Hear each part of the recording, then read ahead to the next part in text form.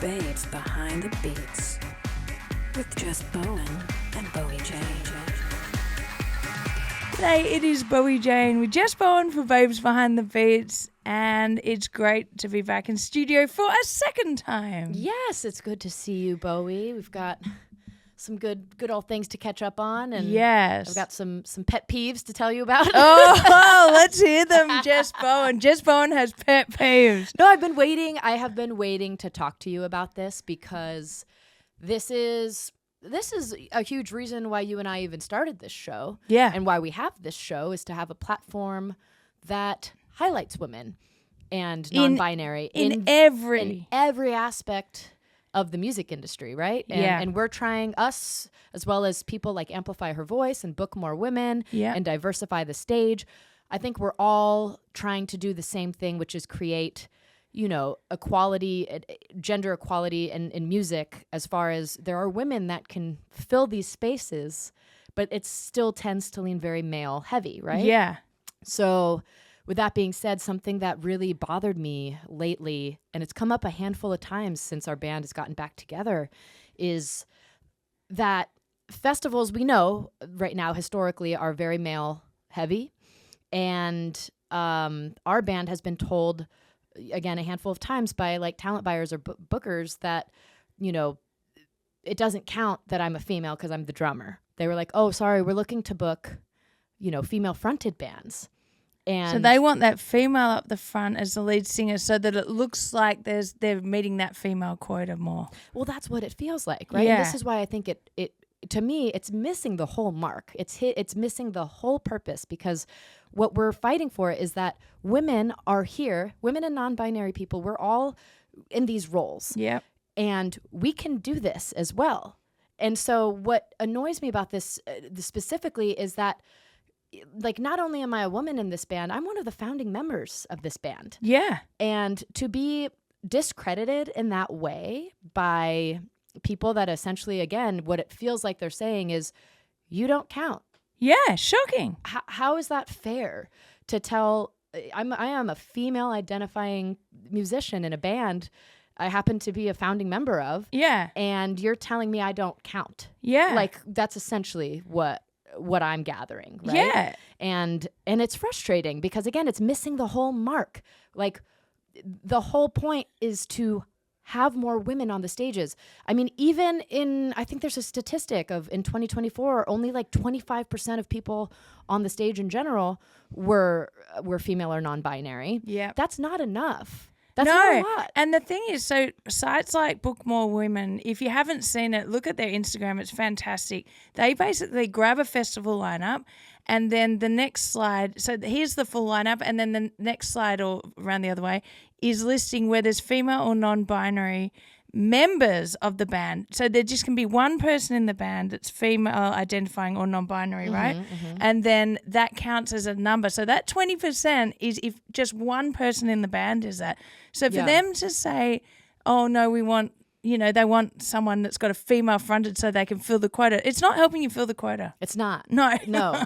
And the thing that's what's frustrating is it does feel like we're checking the box, but as a female drummer of a band, I'm like, it just feels very disrespectful. Yeah. In a way. And I mean, it is disrespectful because it has made me feel like, am I less of a woman because I play the drums instead of being the singer? And what does that set as an example to like younger women or non-binary people that are wanting to learn how to play drums or bass or keyboards or guitar? Like, people, basically anyone who doesn't want to be a singer, but they want to play music. Yeah. Is it telling you that you're actually not? No, you're not. You don't count as a woman though when it comes to when you grow up and you're in a band and we're going to try to fill the quotas. You don't count though. Old school. Like, did you die when you were told that? Were you? I was livid, and because you had a specific situation. Yeah, and again, just to go on to just, I think the reason that it's also so frustrating is because it's festivals where the problem already, the big problem is that you are only booking men. Yeah. Bands with men in them to begin with. So your whole lineup is very male heavy. Yeah. And if you have your one token woman and she happens to be the singer of the band and you're like, oh, well, we got to replace them because they dropped off or they can't do it for some reason, then you're in that position because you just didn't book more women on your festival. Like, don't leave it to one Don't leave it to be like it's person. just the one band. We've got that one spot to have a female singer and that's it. So we have to Shocking. make sure it's a female singer in that spot. Like, It's that's embarrassing. That's not it. That's just not it. And also, the whole point of it is for like someone like you growing up, you didn't really have many female drummers you didn't see them on stage. Yeah. So, like, if you'd seen that, you would have felt like, oh, that's something I can do. Literally, I think I've said this in many interviews, even with you and I. I remember saying to my dad when he said, you're going to play drums, I said, girls don't play drums. See? I said it. I even said it. Yeah. And that's because I didn't see it. Yeah. And so this is all, again, it goes back to like, it's visibility. Yep. Like, there's girls in the crowd or non-binary people in the crowd that want to see themselves on the stage because that's just what it comes down to. Yeah, You and want to be able to relate. Yeah, and you go, I want to be that one day. And I can be that one day. Yeah. That's the biggest thing is that you have to see it to believe that you can do it. Yeah. And that's why I just get so frustrated with this because it's still such a backwards way of thinking to be like, well, yeah, we're ticking the boxes as long as it's a female fronted band. It's shocking to me. Same with DJ lineups. I'm like, I often will look at someone's putting their mates on, obviously, and I'm like, oh, there's not one female in the lineup.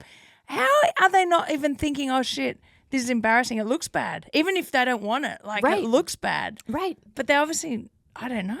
It's just to me also a little bit lazy. It's just lazy because, again, like I'm saying, like we exist. Yeah. There are plenty of women and non-binary identifying people that are great and can fill these spaces And just bring as a well- crowd. And bring a crowd. Some even do the job better than men. Like, like I'll be real. I've Yeah. worked with lots of women and non-binary people that can do like jobs better than men. Well, actually, interestingly, I was talking to some people at one of our venues that we're DJ at, and they were like, oh, you guys had great energy. And we're both females, obviously. So, and I said, well, I think we have to try harder as females to perform, to make sure that, everything's going well with the crowd and da-da-da. And she said, yeah, it's funny you say that because they'd had some DJs sitting behind the DJ booth. Like, they don't have to try because they've just got the gigs. Because they just get them. Yeah. And they know they'll keep getting them. Yep. Yeah. They don't have to try. So I think girls generally have to try harder. Not always, but, like, they have to try harder so they maybe can do a good job. Right. I'm just going to say. Yeah. I mean, I've felt that way as a drummer. It's like I have to hit harder or I have to Yep. like not play like a girl. You know what I mean? It's because crazy. of that sound engineer that was like, don't worry, I'll play or hit like a girl. And it's just like, yeah, we just get put in these situations where we have to prove ourselves even more Yeah. to prove that we can be there and that we deserve to be there. Yeah. Because there's people on the internet and all around the world just screaming like, well, it doesn't have anything to do with gender. But you just have to be good at it. And it's like, I am good at it, okay? Yeah. And you are good at Yeah. it. Like, what it is if you're not getting the opportunities, that's the difference. I see that comment all the time. It's nothing to do with that. You guys need to bring a crowd. The bands, there are plenty of bands with females in them, with like your own band who will bring a crowd. Like, are you kidding? As much as any of the other bands you're booking. So that is not the reason. Right. It's not the reason. Another thing that I keep hearing that makes me mad that has to do with like our genre of music is that people say, well, there were not a lot of females in your like in pop punk or in emo or whatever. And it's like, sure, that is true. It's definitely a smaller amount. A, there are some. Yeah. They do exist. B, these festivals are not only booking nostalgia acts, they have newer acts that they're booking. Yep. And when the newer acts that they're booking are all men, that's what I'm saying. And There's it- so yep. many female and non-binary people that are in new bands. Yeah. And if you're just going to go and choose all men in a band Yep. to book for openers, that's where the problem is again. Yeah. And so people are trying to bring up there's just not enough. All the nostalgia bands were all men anyways. There's not enough females. There's only Avril or Paramore or whatever. And I'm like, it has nothing to do with that either. It's like there's Yeah. new up and coming. There's Daisy Grenade. There's Lolo. There's Taylor Acorn. Like there's so many women that are in this genre right now. Yeah. And so that's, to me, I'm like, that's a bullshit excuse. It's a bullshit How excuse. embarrassing is it going to be when they pick their band, this festival picks their band, they've got their female lead singer, and then Book More Women assesses the lineup, and it's going to be there was one band that had a female. It's just not. It's so frustrating because it's been talked about so much, and it still feels like such a problem. It's getting worse. Yeah, I was gonna say the numbers because I think I looked it up on Book More Women, and it looked like it was getting better, and then in the last like year or two, it went back down. Definitely every festival's gone down. I think, except maybe like Lightning in the Bottle, which is they focus on the diversities, but yeah, and so that's been just something that is hard to I don't even know how you fix that. I mean, the thing is, you want to speak up, but you also want to get booked. Yeah, because at the end of the day, anytime I do speak up, there are the people that are like, well, just maybe don't complain, or like stuff like that, where they're like, maybe this makes sense why they don't book you. And it's like, I have to speak up, though. We have to speak up. And I used to be someone that was like, no, just like sit back and fit in and just like keep your mouth shut and do what you're told, like that type of person, because I grew up so like, that's just how I feel like I thought I had to be when I was younger. And now I'm just like, no, like I have a platform I can use, and nothing's going to change if we don't speak up. Everyone needs to speak up, but also you're in a position in your career where you can probably do it a bit more, just, you've got huge success and history behind you. But it doesn't mean I won't face backlash still. Oh, no, you still will. But like, people upcoming are too scared to say anything. Like you would have been when you were younger. I was when I was younger, because you'd like, oh, I want to get booked though. Yeah, well, because again, when we were younger, it was so male dominated. Yeah. So I just thought, oh, I'm just lucky to be here. Yeah. Or just, lucky enough I'm one of the here. boys. Yeah, I'm just one of the guys. That's what I would always say. And it's like, no, I'm a fucking woman. Yeah. And there needs to be more fucking women around. That's right. You heard it here first. So, yeah. The lineups are just, we've talked about it before, horrendous. but it's just shocking, the lineups. It's pretty horrendous. And, I just don't know. Like you said, it's kind of one of those things where it's like, what do you do now? You would hope that they hear you out, but it's been years of us feeling like screaming about it. You know? And you need a female in all the different positions on the band. Not all in one band, but have a band that's got a female guitarist, have a band that's got a female drummer. And again, like we were talking about, even behind the scenes. Yeah. Hire more women in crew jobs. Because that's a huge thing too, where people think that women aren't capable of, being a tech or doing sound or production, whatever it is. And it's just like, I'm sick of seeing it only being men. Yeah. And even with photography, with videography, anything like that. It still is so, so male dominated in every aspect. Yeah. So that's why I'm like, they're really missing the mark when they're like, nope, it has to be a female fronted band. It's like, there's so many other positions. There's so many other things that women do, and we count as women. Yeah. We actually found when we were for our tour, our snow tour, so we're DJing it all around the ski resorts. We just pitched ourselves to venues, and interestingly enough, I don't think that bias exists as much at the snow. Yeah. Because most of them were open to us being two females being booked. Whereas in clubs, it's a lot harder. You have to be friends with the guys booking, and it's boys booking boys, that kind of thing. So we actually had, in Vale, the lady who booked us, she goes, oh, I really want to book more women. And we're like, yes. That's great. Yeah. And that was the start of it for us, actually. That's amazing. Yeah. So I feel like it's not so tainted by that old school music industry thing. Mm-hmm. Yeah. Well, how has that tour been going? Oh my God. The snow tour. It looks amazing. It's so good. So we just, Kendall and I we're not sick of doing clubs, but we love the snow. We're like, it's winter. How do we get to do DJing at the snow? And you were here when we were having this discussion. I literally, during the interview. Yeah. I think we talked about it. Well, it was after the interview. No, it's on record. That's what I thought. I'm like, it was all, I was there for it. Yeah. So but she was like, oh, I want to do snow gigs. And I was like, so do I. And I was like, I'm trying to book that at the moment. She goes, so am I. And I go, oh, and she goes, oh, I'm not very good at execution. I said, I am. Yeah. And she goes, oh, we should work together. And I said, then we we went to the pub. Yeah. Thirsty Merchant. Yes. And just sat there for like 10 hours and planned it out. I love that. We did have a few drinks as well. I remember you invited me. I remember being like, you were like, me and Kendall are meeting up to talk about the snow tour if you want to come. I can't remember why I couldn't, but then next thing I know, you're like, we got all the dates booked. And I'm like, damn, that's a very productive drunk meeting. Yeah, it was crazy so we started planning in July last year. Yeah. And we didn't really get dates booked until maybe July. I'll say September, October, because it's too early to book for November, December, really. Mm-hmm. Well, say 3 months before. But we were just like, okay, where are all these mountains? Because there's so many mountains in America. Oh, yeah. So we had to, we drew a map. We're like, because, obviously I ski all the time, but at Mammoth and Whistler, and I've just been to a few. I haven't been to all the mountains. But you'd want to go to those places because you know them and like them. Yeah, too. Yeah, that's right. But then we're like, Colorado is really great because there's free buses in between all the towns. We don't need a car. Oh. You in between like Vail. Breckenridge, Copper.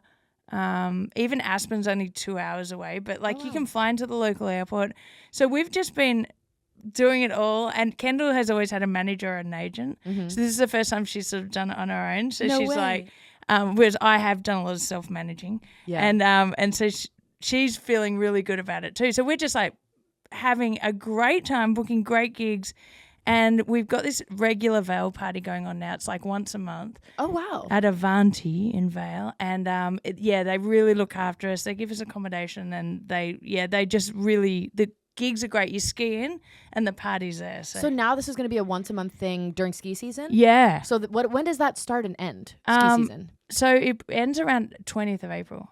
Okay, so next year when you started again, you would start in what, like November through April? Yeah, November, yeah. November. So then we're like, we've got Whistler coming up too, which we're excited about because that was the one we really want. We've got 2 gigs there. So, but I'm telling you, this has been a hustle for like months to try and get a gig. Once you got the gig, it's fun. You get rebooked, but yeah.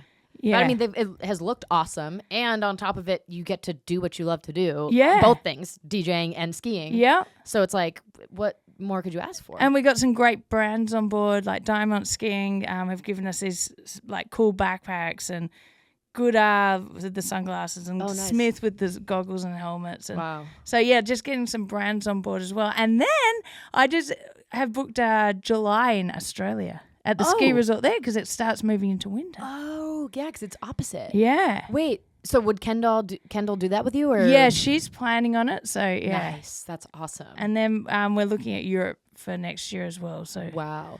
This is amazing because it's like you got to start, you wanted to do it. You started it and did it, but it's like, because you always have to start somewhere, but you still started on such a high level. Yeah. And then now it's just like using that to go book all the other places. Right. Which is great. And it's like, because we've both got a lot of history with gigging, it's like you look at our pages and you're like, okay, well, they obviously know what they're doing. Mm-hmm. But still, we're like going into new territories and we're having to say, look, we can do it for this much, da da da. Yeah, yeah. And then they see it with the crowds go off and so.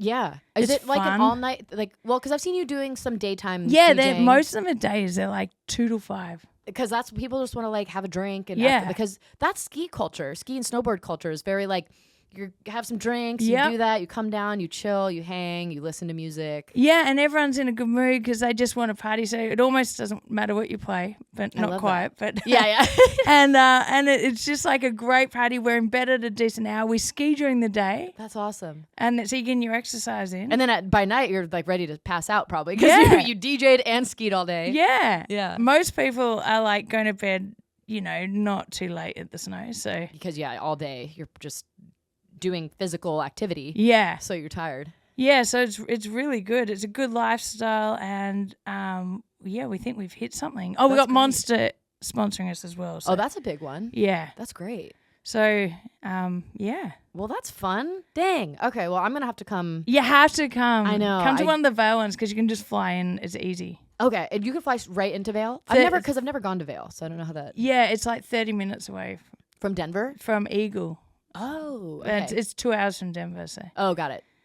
Okay. But it's so- funny because like the DJ gigs at the snow are not for everyone. Like every DJ thinks they want to do a snow gig, but you have to like the cold. And you have to sort of know the vibes. Yeah. So we know lots of DJs who are trying to do something similar. And I don't think they're probably going to enjoy it. Because if you're not a ski head, like... Yeah. You have to like love the culture. The culture, exactly. Yeah, that makes sense. Yeah. Well, I'm going to come join you on the next. Maybe I'll just tag along to Seriously. Australia. Oh, yes. Well, maybe your tour would align. I wonder. I don't have anything planned for Australia this year, but it would be cool if something aligned with us. Yeah. Eventually. That'll be good. That'd be sick. Well, that's that. Yep. All right. Thank you for listening, and we'll see y'all again next week. Book more women. And book more women, damn it.